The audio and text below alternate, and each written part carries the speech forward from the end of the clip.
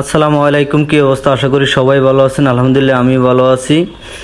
ছুটি শেষে গ্রাম থেকে ঢাকার উদ্দেশ্যে রওনা দিতেছিলাম, তার মধ্যে এমন জোরে ঝড় আসছে যা না দেখে বিশ্বাস করার মতো নয়।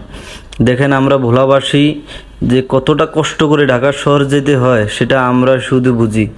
আমাদের এই দ্বীপ জেলা ভোলা, অনেক কষ্ট করে আমরা, যে কোনো মানুষ অসুস্থ হলেও ঢাকা শহর নিতে নিতেই পথে মারা যায়। সেটা আমরা কয়েকদিন আন্দোলন করেও আসতে আমাদের কোনো এই সুব্যবস্থা করতে পারেনি। দেখেন, এই যে আমাদের যদি বরিশাল আর ভোলার ভিতরে যে সেতুটা যদি করে দিত সরকার, তাহলে আজকে আমাদের এই দুর্ভোগ পোহাইতে হইতো না।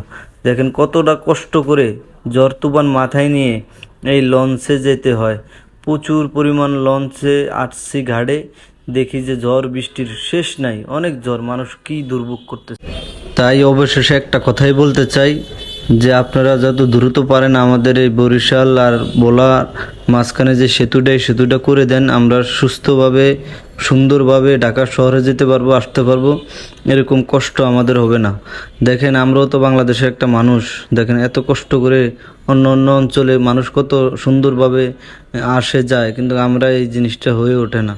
আপনাদের কাছে অনুরোধ করব যেন আমাদেরকে এই ব্রিজ করে দেওয়া হয়, তাহলে অবশ্যই আমরা সুন্দরভাবে মা বাবার সাথে দেখা করতে পারবো।